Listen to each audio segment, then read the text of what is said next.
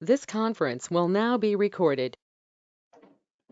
Well, good morning, everyone. The welcome on a beautiful Tuesday morning. Temperatures out there are a bit high, but by golly, we're all surviving in our beautifully air-conditioned buildings and facilities. I want to welcome you folks to the Nacogdoches Chamber Stakeholder Conference call and our guests as well. I do want to remind you that this call is being recorded and will be posted on the Chamber's YouTube site later this afternoon for anybody interested. I also want to let you know that we're pleased to have our friends from Burke as sponsors of this call, and we thank them for their support. And we also want to let you know that the members of the media have been invited to participate. We want to welcome them, and all of you folks can anticipate that there'll be media stories for the next few days as a result of what we discuss here today. I'm always pleased to welcome our guests, but I'm especially pleased to welcome our guests here today to talk about the future of gaming and that beautiful Nascar gaming facility down in the Livingston area. We all have members in our organizations and customers, but I've got to tell you that I've got not only wonderful members, but I've got some wonderful friends, and I'm going to introduce you to four of them right now. Nita Batiste is the vice chair of the Alabama Cachado Tribal Council. Nita has been a longtime friend of ours, as is Herbert Johnson, who is junior, who's public relations and community development representative for the Alabama Cachado tribe. We're also pleased to have with us Yolanda Pancho, who is the secretary, and Ronnie Thomas, who is also a treasurer, join us this morning to provide us with an update on what's going on and what the recent court rulings mean on the federal and the state level. So good morning, and Herb, I'll let you folks take it from here. Good morning. I'd like to say a little more love. Thank you. On Herb Johnson Jr. Moore, Alabama Cachate, Ayaksik Deer Clan. Anok a little more love so yok Eastern Kayo. I'm happy to be here with you. Good morning to each and every one of you. My name is Herbert Johnson Jr. I'm from the Alabama Cachado tribe, Livingston, Texas, and I'm of the Deer Clan. I have members of the tribal council with me this morning. This morning, I'd like to talk about the future. Of course, you know, it's great to have friends in East Texas, and we have many friends that our Alabama Cachado tribe has made in many years. I'm going to talk to you about the history of our tribe, our legislation background, our economic impact in East Texas, our strong East Texas support. We couldn't do it without our East Texas support. Our movement in the court. We're also going to talk to you about the Supreme Court press release that everyone in East Texas has heard and across the state of Texas. And also we have a Q&A that I'm going to mention, that the most common questions that have been asked to our tribe here recently. So, and then I'll turn it over to our tribal council members to express their appreciation and express their feelings on this. The Alabama Cachado tribe has the oldest reservation in the state of Texas. It's here in the state, which is located on over 10,200 acres in big ticket region of East Texas. The tribe is fully functioning sovereign government with a full array of health and human services, which includes law enforcement and emergency services. There are more than 1,300 members, about half of them live here on the reservation. The tribe is governed by elected tribal council, and it is advised by principal chiefs. We have 2 chiefs. The tribe lived in adjacent areas, which is now the state of Alabama.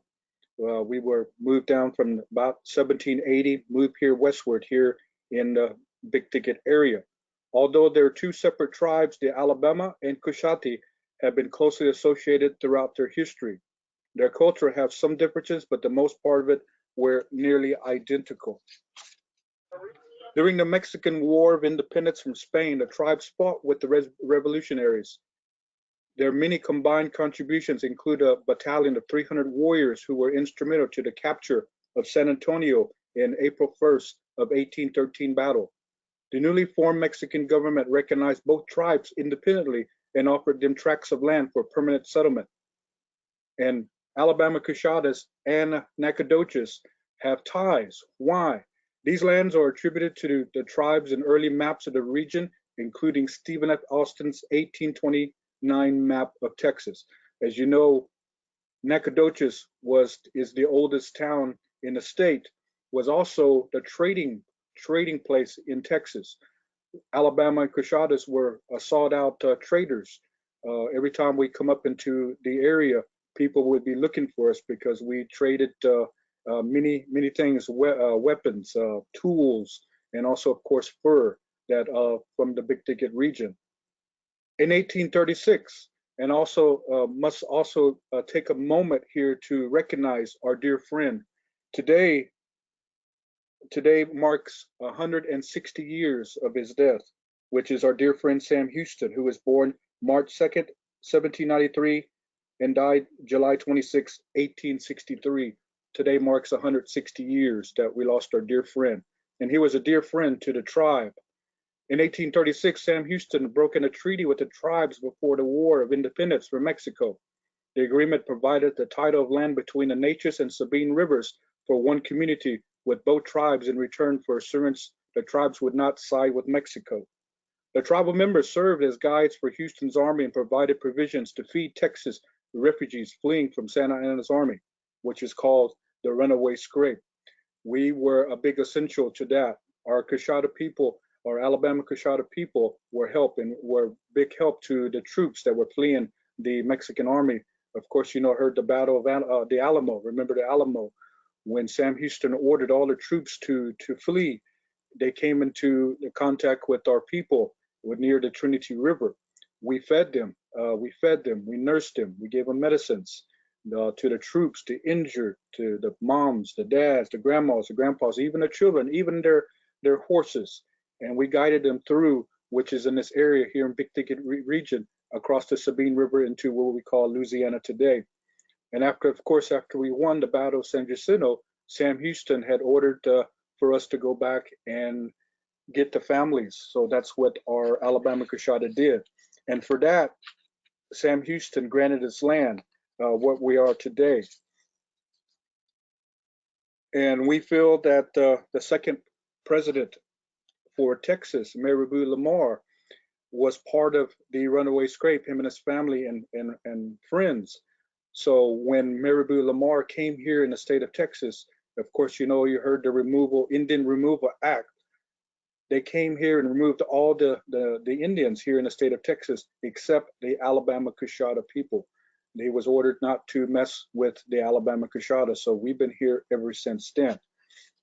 So we have a big ties with Sam Houston. We've had ties with the state of Texas for all these numerous years. And again, we pay tribute to General Sam Houston, who was a dear friend to our tribe. Now, let me talk to you about the U.S. Senate inaction puts hundreds of Texas jobs at risk. Legislation passed twice by the U.S. House of Representatives would permanently allow electronic bingo on tribal lands in Livingston and in El Paso. However, the bill has stalled in the U.S. Senate in the fact of opposition from Senator John Cornyn and Governor Greg Abbott. The bill's failure could force the closure of Nascar Gaming near Livingston unless there's action from the federal courts. Give you a background, back in 2015, the National Indian Gaming Commission approved gaming ordinance to allow the Alabama Cachada tribe of Texas in the Isleta del Sur Pueblo to operate electronic bingo facilities on the reservations. Then the Texas Attorney General sued to close these facilities, asserting a 1994 decision by the U.S. Fifth Circuit, saying legislation that restored federal recognition for the tribe and Pueblo conflicted with the Indian Gaming Regulatory Act. This litigation is ongoing, which has allowed the facilities to stay open for now.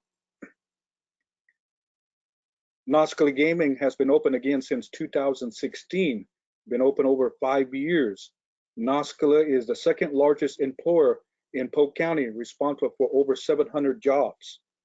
A 2020 study taken by the Texas Forest Country Partnership estimated Nascar generates 170 million per year in economic activity for East Texas. In 2021, the U.S. House approved the H.R. 2208 with overwhelming support on both sides of the aisle. The bill would clarify that a tribe in Pueblo can offer electronic bingo under the IGRA. The U.S. House approved similar legislation back in 2019. But today, still, John Cornyn and Governor Greg Abbott still urge the Senate not to consider this bill. More than 80 resolutions and letters of support and thousands of letters have been sent to the governor in support of Nascar gaming. Nascar gaming has been approved by local governments, Chamber of Commerce, and other business and civic groups across East Texas. The movement in the courts, the state of Texas has long tried to use the legal process to shut down electronic bingo operated by the tribe and the Pueblo. The U.S. Supreme Court agreed in October 2021 to hear Pueblo's request to overturn a 1994 Fifth Circuit decision finding the Pueblo and the tribe are ineligible to offer gaming under IGRA. Instead, the Fifth Circuit found that the ability of the two tribes to offer gaming is controlled by the 1987 Act of Congress that restored federal recognition for both tribes, known as the 1987 Reservation Act. If the Supreme Court overturns this decision, it could provide the stability that the tribes and their many supports have long sought.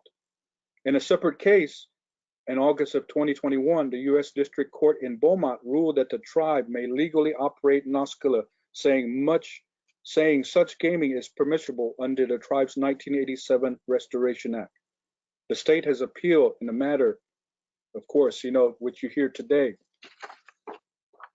And that comes to today's information. And of course, everyone has heard the great news brought onto our tribe and its letters. The state of Texas withdraws its efforts opposing Nascar gaming. The state of Texas ended its long-standing efforts to shut down Nascar gaming. Texas Attorney General Ken Paxton, his office formally notified the Fifth Circuit Court of Appeals that it would not appeal a 2021 ruling that the tribe is legally operating electronic bingo at Nascar gaming. The state's decision to drop the case comes after the U.S. Supreme Court ruled that the tribe in its Letra del Sur Pueblo, the Tiwas in El Paso, can operate electronic bingo on their lands because state law does not prohibit bingo. And bingo has been going on since the early 1980s, and it is legal in the state of Texas. The state's efforts to prevent electronic bingo on the tribe's lands can go back decades. In 1994, the Fifth Circuit Court sided with the state and ruled that the Isleta and Alabama Cachado offer any form of bingo, or any form of gaming rather. Many years later, the National Indian Gaming Commission made a determination that allowed the tribe to open Nascar gaming while the state's efforts continued through the courts. Along the way, East Texas community rallied in support of tribe and Nascar gaming. And as you heard me state that we've had over 80 resolutions passed in favor of Nascar gaming because it secures over 700 jobs for East Texas. We have many people that is employed. We have someone from Nacogdoches that works for Nascar gaming. And as far as Pearland, Texas, which she drives 2 hours a day, Monday through Friday to work because of the great benefits that Nascar gaming offers. While recent legal victories have eliminated the short-term threat of closure, the Tribal Council is hopeful that the tribe's legislation in U.S. Congress will provide further security for Nascar gaming. And watch what we're trying to still get support, which is our Senate Bill 4196. And we also have our HR 2208 out there. And we have a lot of support, and we would really appreciate it for East Texas for helping us out. Now, the common questions that have been asked, and hopefully this will make everyone understand, what does the Supreme Court decision mean for the tribe? The court's decision overturned a 1994 Fifth Circuit decision that has enabled the state to keep the tribes in litigation over their sovereign right to offer bingo. Despite almost 30 years of litigation and multiple discussions regarding the tribe's position, the state ignored the tribe. And we've been telling them for many years that, you know, this is what we're doing, and they continue to try to block our bills and block our Nascar gaming. The Alabama Cachado tribe met with the state and explained why the tribes could offer bingo free from the state's gaming laws and regulations, but the state discarded the tribe's position and ultimately formed the basis of the court's ruling. Question: because the tribes won at Supreme Court, why are tribes pushing congressional legislation in Washington, D.C.? The answer: the tribe had legislation pending in D.C. for the last several congressional terms. The reason that the tribes requested that their congressional representatives sponsor legislation in the House and the Senate was to have Congress clarify the language in the Restoration Act, the provisions to provide for the tribes. With the understanding that the years of litigation had not assisted the tribes in securing the equality, a request for congressional action was another path in the tribe's quest for fairness. Furthermore, during the many years of litigation, judges have opened that a congressional solution would be helpful to end the confusion associated with the Fifth Circuit's ruling and the tribe's continued efforts to offer gaming. Now, what would the passage in the pending congressional legislation mean in a tribe?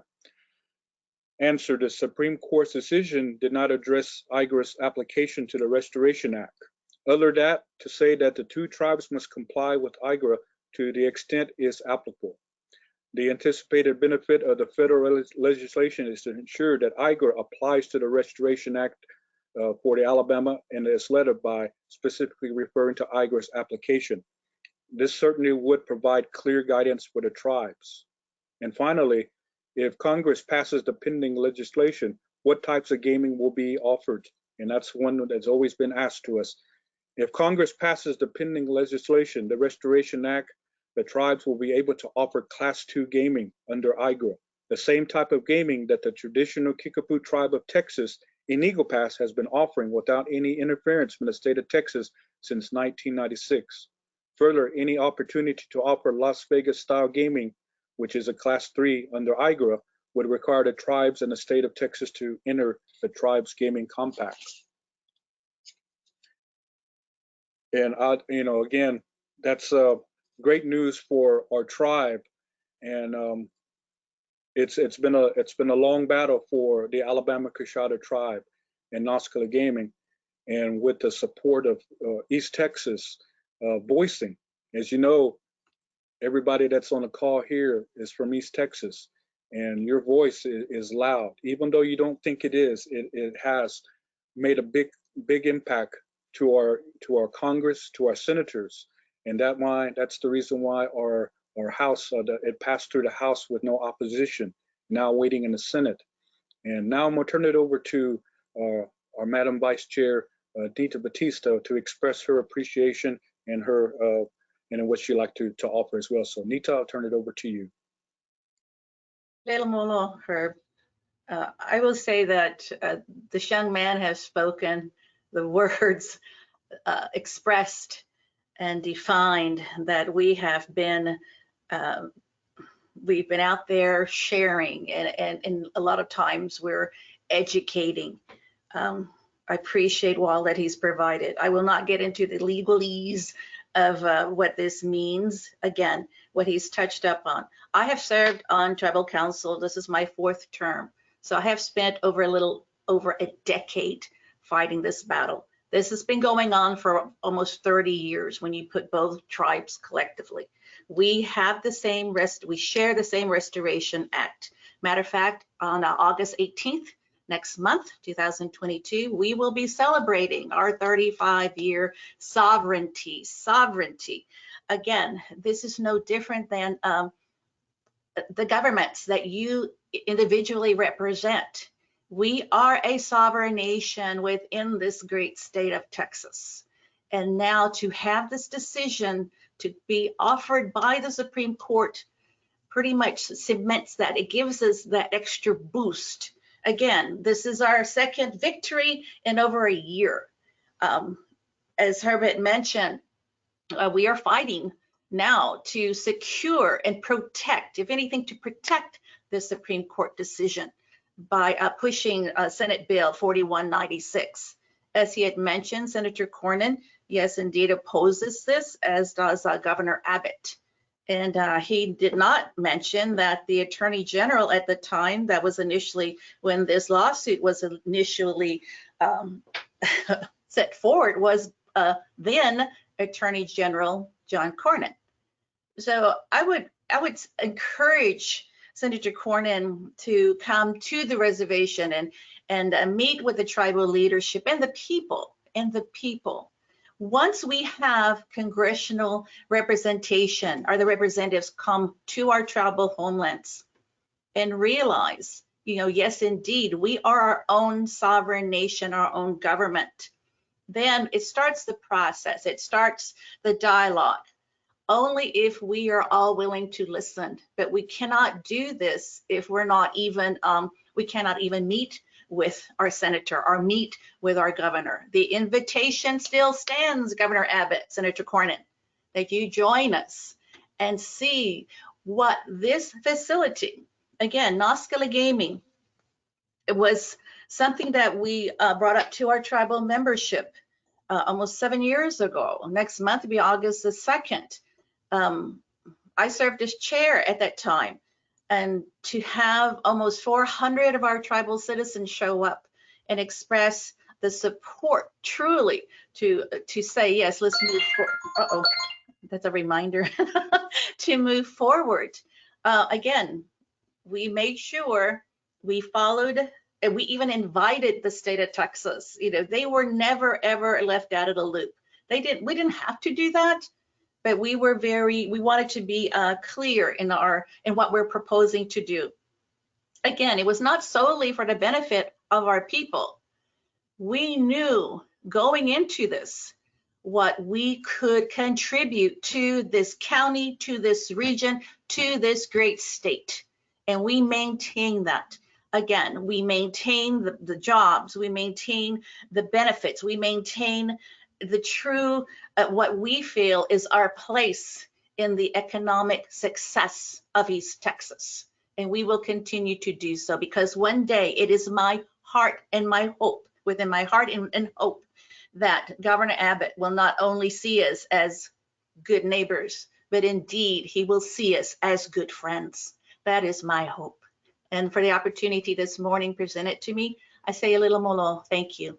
And now I'll turn this over to Secretary Pancho.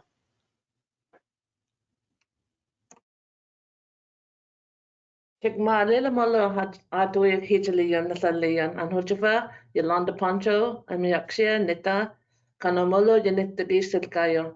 Good morning, my friends from Nacogdoches. My name is Yolanda Pancho. I am a member of the Bear Clan. I'm very proud of my tribal people. I'm very proud of being a member of the Nacogdoches Chamber, and I'm very proud to be a proud Texan. I wake up every morning thanking Creator for a good day, for waking us up for a new day, and you know what's the challenges that's going to be today, because we've had a lot of challenges. And I always think about my grandmothers, my grandfathers who are not with us anymore, our ancestors who've come a long ways. Our ancestors came from the state of Alabama and they migrated all the way here to where we're at today. And that's because the Creator, I believe, led us this way. As Nita and Herb said, I'm sorry, I always call him Chick Dog. That's his Indian name, Chick Dog. I'll have to tell you later on another day, but I always call him Chick. So they spoke good words this morning, and they did tell you the fight that we've been having, but we've been successful in one endeavor. But as Nita, Ms. Chairperson stated, we're trying to get to the Indian Gaming Regulatory. Out of 475 tribes, 475 tribes, Native American tribes, 274 of those are gaming tribes. And we are the only tribe, along with the Ysleta del Sur Pueblo, that are treated differently. And that's why we're trying to pass through Congress to be treated just the same under the Indian Gaming Regulatory Act, and fairness and equal. And as Nita mentioned about our tribe, we are our sovereign nation, and people sometimes don't understand that. But if you come to our reservation, you'll understand we have our own constitution and bylaws. We have our own tribal government, and we also have we're not like a corporation. If you go to Boyd Gaming or anything else, they have all these stakeholders who have money, but our stakeholders are the tribe. From our elders down to our children, they are the stakeholders, and that's who we work for. If you see the revenues that have helped our people, we just had a groundbreaking February 1st for our learning center. That's going to house the Head Start program, the education center, the library, the youth, and some classrooms. And Mr. Wayne Mitchell was there to join us, and we were so thankful for him to always supporting us. And that was a long time coming. And you should have heard Vice Chairperson's speech that day. I had chills because the children showed up from the daycare and not knowing this is their future right there. It's getting built. And I also want to add, we also have just brand new homes people just moved into. One of them is my grandchildren, and before they moved to that, we had manufactured homes that we got from Nascar Gaming, the proceeds for that. And for my grandkids, they're like, I finally got my own room. You know, that feels good to me. And all these families that are finally having their own home, it feels good that we accomplished that. And it's because of, there's some people that are supporting us, like you. You're here today to listen to us. I'm so thankful from deep down in my heart that we have such good friends, and we do help our neighbors. We always, since like Chick said, that we've been helping the people during the runaway scrape, and you should read some of the stories there that happened. One child was left across the Sabine River, and when the news that Texas did win, we went to go retrieve those families, and they left one of their kids. And so our chief Colita went over there and through the dangerous waters brought their little child back. Stuff like that. And we fed or slaughtered our cattle to feed them. And Sam Houston remembered that. And so that's what I'm saying, from the back in the day to now, even today, we have different requests from different people that come and say, can you help my fire department? Can you help my different organizations just come? And we're thankful that we could help. During Hurricane Harvey, we were able to give over $500,000 to all these counties that needed it.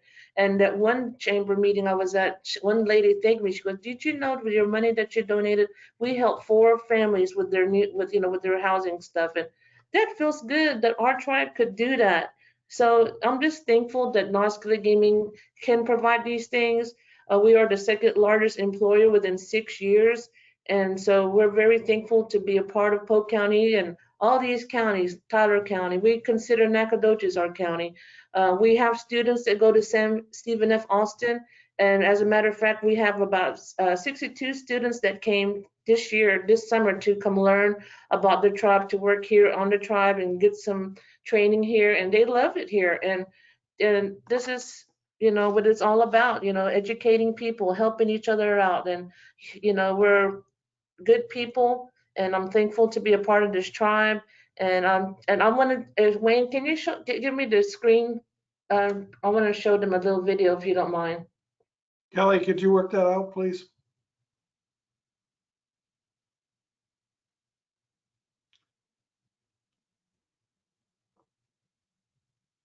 We should be sharing in just 1 second, Nita. Yolanda. Yolanda, I'm sorry. Hi, Nita. Hi, Yolanda. Okay, I just want to share this real quick. It's a little video we made, but I really love it. It's not this one. Hold on. Did it show my screen? Oh, here it is. It's showing here the presenter. Can y'all see that? There we go. Feel our ancestors in this place.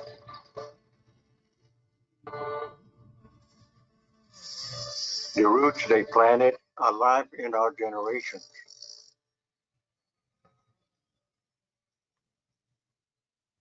We are fathers, daughters, sons, and mothers. A proud people. Proud of our independence, culture, and traditions. Our tradition and history of standing for what is right. Our ancestors stood by Texas in its fight for independence. We need Texas to stand with us. We are the Alabama Cachado tribe of Texas. Prosperity for our tribe means prosperity for all Texans. Thank you. Thank you, Yolanda. We appreciate that. And I've seen that video several times. It's very moving. And I do want to talk about it just for a moment. I had the privilege of attending your opening for the for your learning facility, your Head Start facility. And I got to tell you, you folks should be really proud of what you're doing down there to service your tribal members. It's really impressive. Any questions of our presenters here today? I had one submitted. Herb, you can duck this one if you want. First of all, I learned something about your name, and I'll remember that from now on. But I did have one question. You can duck it if you want, Herb. But somebody asked, are we ever going to have alcohol served at the facility?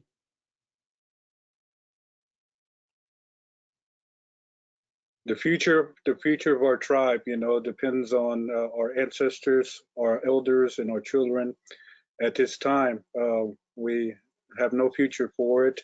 We want to make sure that everyone that comes to Nascar is safe, comes safe, and goes home safe. And anytime you come here, that you'll see that, like Nita and Yolanda says, we're all about family. So we want to make sure that we take care of our family. Come visit us at the Alabama Cachado Tribe of Texas. Come stop at our tobacco shops on Highway 190 and Highway 59. And don't forget, visit the luckiest spot in Texas. Thank you, everybody. We really appreciate that, Herb. And I do want to tell you that what question didn't come from me, but I won't out the person who asked it. Having said that, I do want to let you know, I think you have the best nachos I've ever tasted in that small restaurant there. They're just marvelous. And if you get a chance, folks, try that. And I want to thank Yolanda, Anita, and Herb for joining us here today. And we wish you continued success. And you certainly got a partner in your member here, that your organization here at the chamber, and anything we can do to help get your messaging out, we're certainly standing ready to help you folks. We also want to encourage you to stay on the call. You're going to get some updates from some of the other community stakeholders here. And we'll begin really, let's start with Mario Canizares. I think he's on this morning. Good morning, City Manager. Well, hello, Wayne. Hello, everybody. I apologize for being late to the call. I was meeting with my Public Works Director just after our staff meeting. My comments will be short. We are getting ready for our council meeting next Tuesday, the 2nd. Wayne, I understand you're going to be our guest of honor and get to present an overview of the Blueberry Festival. So we look forward to that. Appreciate everything you all do, and look forward to hearing the good works and the good event that we had back in June. So look forward to that. We also have a number of items. We're very deep into the budget process. We do the annual budget process with council starting off in the summer. Our budget gets adopted in September because we have an October 1st fiscal year when it starts. And so we're knee deep in budget. And so one of the things we'll be talking about next Tuesday with council is looking at implementing a tax ceiling for seniors, those 65 and older, and for the disabled. Also a potential added exemptions to property values for seniors as well. So it's one of the key items on the council's docket for next Tuesday. And then we've got some public hearings that we have on one is a zoning change, and another is in relation to school zones as we get into the new school year. So relatively light agenda in comparison to what we've seen in the past, but we do have a number of important topics over the next several weeks. Again, budget being the primary one, and then just other things that come up with council. Again, I don't want to steal the thunder. You may hear some things from Aaron. I know Aaron went on the call. We've been working closely with the school district on some initiatives with Better Together when it comes to broadband, along with some other programs that we're working with in relation to some health and wellness. So excited about that and ongoing conversations with her and other folks in the community. So lots of things going on in the summer, you know, we're here to help any way we can. So I'll be happy to answer any questions, Wayne.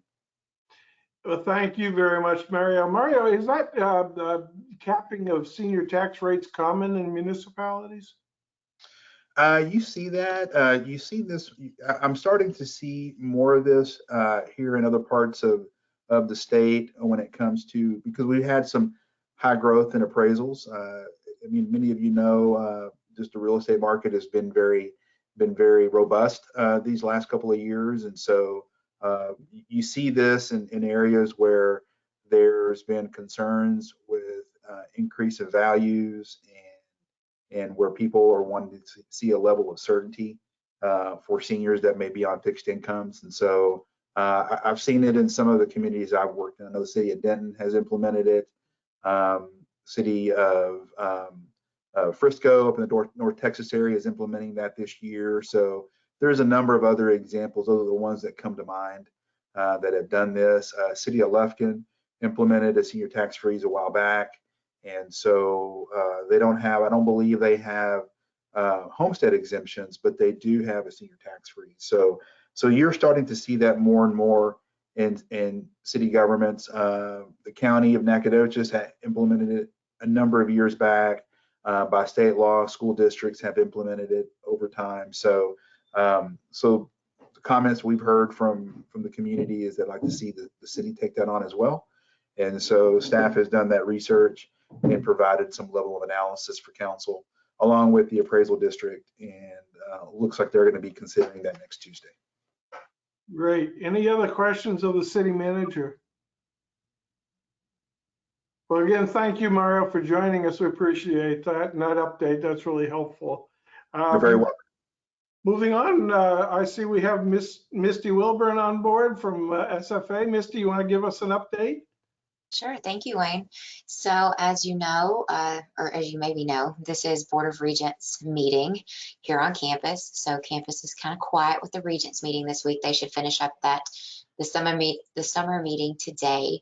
Also, this is the last week of summer classes. So we roll into finals going into next week, and move-in day for the fall semester starts August the 19th. So we don't have too long to plan for all the new students and the students coming back. And so I'm happy to answer any questions, but those are kind of the big things that we've got going on here. Of course, ongoing orientation and registration. Great. Any questions of Misty? Misty, when do we anticipate the students to arrive back on campus? Move-in day is August the 19th. We all want to mark our calendars and get ready for that crush of students. And it's always great to go into stores like Walmart and see so much purple microwaves and refrigerators and everything. It's great to see our big companies get involved in that. So, no Absolutely. Other questions, Misty? Great. I am pleased to welcome the President and CEO of the Nacogdoches Economic Development Corporation, better known as NEDCO, Larissa Philpott. Good morning, Larissa. Good morning, Wayne. Just a couple of economic notes. We did see our unemployment crept up just a little bit this last month, but that's honestly our typical summertime slump. Just kind of a seasonal pattern, not anything that I'm worried about, especially based on the way our unemployment numbers and our employment numbers have looked the last several months. Sales tax continues to overperform. Thank you all for shopping locally, and for if you do shop online, having it delivered and doing your shopping online instead of driving and giving your sales tax to another community. We're doing really well with sales tax. We have McAllister's opened, I believe, last week. Keep them in mind for your catering needs. And then we've also got a couple of iced tea franchises that are set to open soon. So we're excited about that. Also wanted to remind you all of the next business development series on August 11th, right there at the chamber. The title of this, or the focus of this one, is seeking professional marketing services for your business, when to ask for help. And Tyrone Curl will be our featured presenter for that. be happy to answer any questions you may have. Any questions of Larissa? Oh, I did have one more. We did, for y'all to keep in mind, NEDCO does a quarterly cost of living analysis. We participate in a nationwide program that studies how much it costs to live in our community and compares our community to I think several hundred, if not several thousand other communities in the country. Those reports are published on our website. So if you are looking, I know everyone is trying to figure out how inflation is affecting their businesses and also affecting their employees. And so that's great information to arm yourself with as you're looking at your wage and benefits and salaries and things like that. And then also mentioning wage and benefit, we are about to kick off our annual wage and benefits survey to try to get everybody a baseline amount of information, what all of your competitors in the business world are paying their folks and what kind of benefits they're offering. I know the benefits world in employment is changing a lot these days, trying to keep employees and trying to recruit new employees. If you participate in that wage and benefit study, you get first access to the data. So please answer our email if you get an email from lovely Casey in my office and help us get that information out to our community. Thank you, Wayne. Thank you, Larissa. Any questions of Larissa? Or Larissa, I can tell you, I visited McAllister's, our brand new chamber member, last week, and I got to tell you, the food there is spectacular. I believe I had the Reuben sandwich, and it was more corned beef than any human on earth should eat. But I ate it anyway. So there you go. So I'll be back at Houston Methodist next week, I suspect, for some time. But all kidding aside, wonderful restaurant, and thanks for the great work you're doing. Speaking of great work, it's my pleasure to introduce the Executive Director of Visit Nacogdoches. Would you say good morning to Sherry Morgan for a hospitality industry update? Good morning, Wayne. Good morning, friends. Planning wise, it's pretty quiet over here, staff side. We do have, as I've mentioned in previous calls, we have 5 interns from SFA's hospitality program, and they continue on. We'll get them for about half of the month of August, and so they're finalizing their projects, which include additions to the Visit NAC app, which I encourage everyone to download and utilize. But we have a really great thrift store rack card that's being produced by our intern Bailey, a wellness rack card to highlight all of those really unique wellness spots that we have, like Whole Again and Stretch ER and Morning Glory Yoga, different wellness assets that we have in the community. Turnkey team building is another one, and gas station fuel, I think it's like fuel filling stations. Anyway, it's like eateries that have their locations inside gas stations. So apparently we have enough for rack card for that. So it's been such a pleasure to work with Stephen F. Austin, and especially the interns there from the hospitality program. So I encourage anybody on the call, if you have a place for them in the future, to reach out to the hospitality department and see if you can't capture one of these students, because they really are, they come to you so expertly and uniquely trained. Speaking of working with Stephen F. Austin, staff and I sat down and visited with Carl Mackey, which is a name that you need to get to know. He's the Associate Director of Residence Life. He is also a lifelong friend of mine. We did our undergrad together.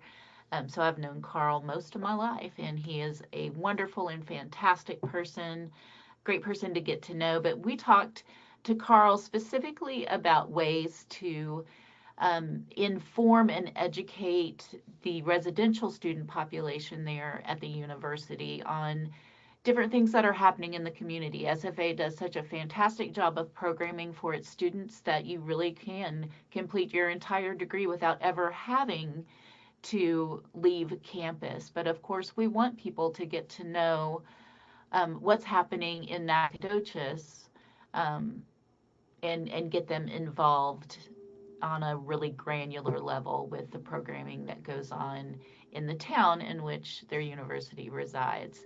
And so we're going to do things like we already provide our hotels with standalone poster displays with posters that outline upcoming events. We're going to put those in common areas and residence halls, possibly in the student center.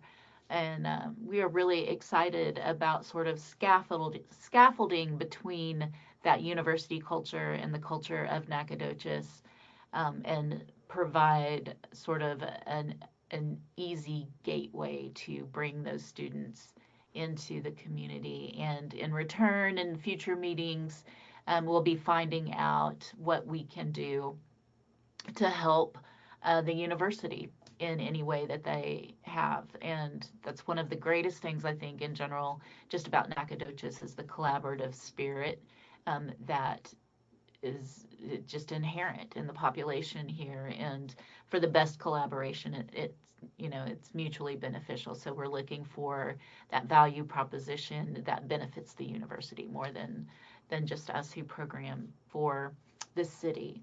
Wanted to touch briefly upon what hotel occupancy figures are looking like. Our day traffic is outstanding. We are busier than we've been in my 5 years here, just foot traffic alone. I don't think a lot of those are converting into hotel stays, and that is evident in the Smith Travel Research Report. But all at the end of the day, for the running 12 months, we're still 6% above where we were in the prior 12 months. So we're still doing okay. But it's always helpful to remember that last year we saw larger numbers because that was our recovery from the pandemic. So in a metric tool like this that compares year over year, it's going to take us probably another cycle, another year to really for this to seek its level, because the numbers that we saw from the pandemic were, those were corrupt, and the recovery is going to be a little corrupt. And so we're still on our path to normalcy there. But Mike's doing a great job greeting the visitors. Our gift shop sales are up and higher than ever. So thank you to those people that support our gift sales. One of our interns designed a new T-shirt that we've already had to do a reorder on. So we're super excited to provide that service. And again, I just want to thank everybody for all that you do in ways big and small to help make Nacogdoches such a great place for people to visit. Thank you, Sherry, and thanks to you and your staff, the great work you're doing. Any questions of Sherry?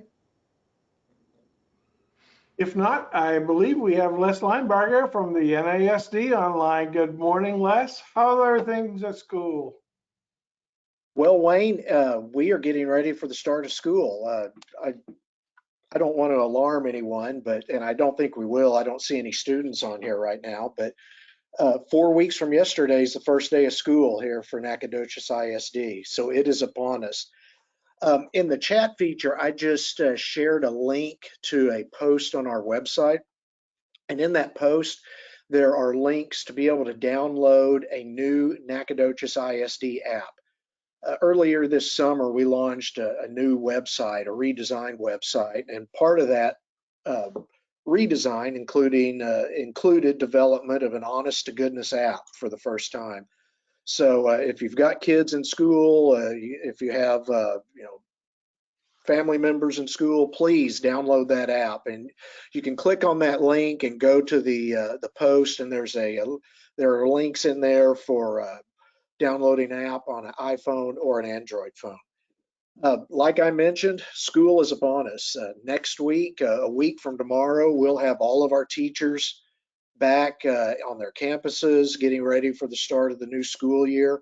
On Tuesday, August 16th, we'll have our convocation that we have every year, so we're really looking forward to that. Before I sign off, Wayne, I also want to bring in Aaron Wyndham, my colleague here in the communications department. One of Aaron's new duties is executive director of our newly formed education foundation, and she's got a couple of things to mention about that. Hi, everybody. Thanks, Les. We are kicking off our first ever campaign we'll be starting. The big kickoff is at the September 16th blackout game for the NHS football.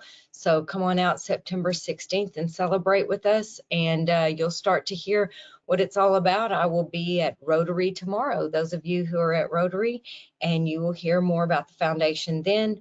But as we start getting the word out there, I just want you to know we're supporting teacher grants for innovative programs in their classroom. That's our first initiative. So thanks. Thanks, Aaron. Thank you, Aaron. Any questions of Les or Aaron? Well, if not, first of all, I want a few things I just want to remind you. The Chamber will be initiating our first Chamber Roundup here in the next few days. You'll all be hearing more about that. We've identified 100 businesses that are most wanted. We're gonna put together a posse, and we're gonna go out and we're gonna lasso those folks and bring them into this chamber. Do want to let you know that Chamber Board of Directors has recently this morning initiated a new legislative initiative. You'll be hearing more about very, very soon, but it's going to be really helping us with issues like the Nascar issues and others in the future. Do want to let you know award submission is closed right now for those of you that had candidates for the annual awards, and the board will be making those selections here in the next few days. I'm pleased to say all of the folks that were nominated on the ballots were elected. Well, I do want to thank our friends from Burke for their sponsorship of this call every week. We really appreciate their support. I want to let you folks know that I've learned a bunch. I want to thank Nita for joining us, and Yolanda and Herb, my old friend Herb. I learned that I've learned your tribal name, and I want you to know I have one similar to that. They call me Chick Magnet, where I come from. So I don't know why the people are laughing. That's not funny. That was serious. But at any rate, all kidding aside, Herb, thank you for all the great work you're doing on behalf of the Alabama Cachado tribe. You guys are great economic partners, and you're great community partners, and we love having you involved in this chamber. We've long since become transcended from the member capacity to dear friends, and we really enjoy working with you folks. And to all of you, we hope you have a successful week and enjoy this beautiful sunshine. It won't last forever. I promise you that. Have a great week, everybody. Bye-bye.